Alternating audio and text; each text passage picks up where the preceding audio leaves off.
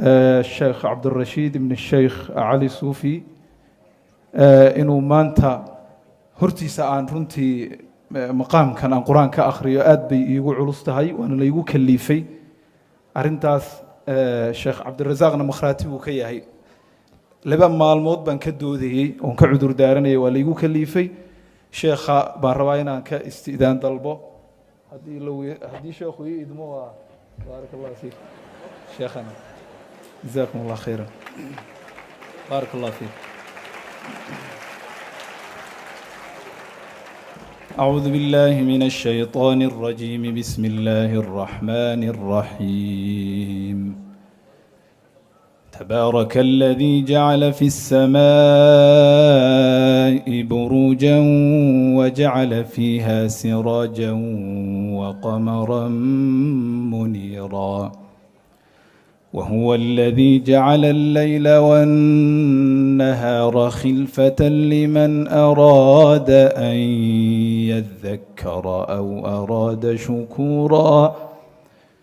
وعباد الرحمن الذين يمشون على الأرض هونا وإذا خاطبهم الجاهلون قالوا سلاما والذين يبيتون لربهم سجدا وقياما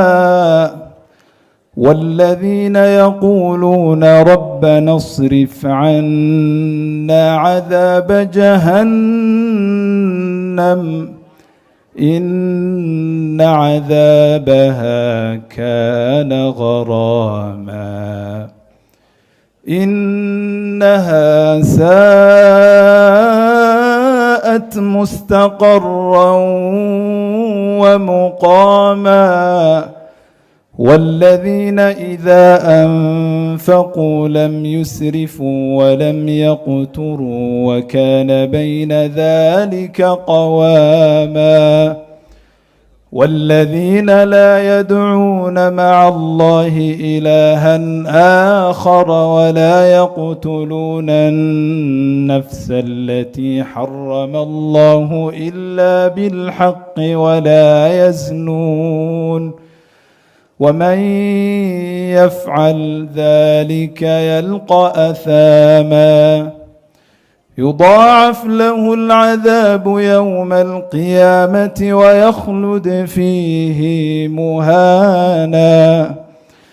إلا من تاب وآمن وعمل عملا صالحا فأولئك يبدل الله سيئاتهم حسنات وكان الله غفورا رحيما ومن تاب وعمل صالحا فإنه يتوب إلى الله متابا والذين لا يشهدون الزور وإذا مروا باللغو مروا كراما والذين إذا ذكروا بآيات ربهم لم يخروا عليها صما وعميانا والذين يقولون ربنا هب لنا من أزواجنا وذرياتنا قرة أعين وجعلنا للمتقين إماما أولئك يجزون الغرفة بما صبروا ويلقون فيها تحية وسلاما خالدين فيها حسنت مستقرا ومقاما قل ما يعبأ بكم ربي لولا دعاؤكم فقد كذبتم فسوف يكون لزاما صدق الله العظيم.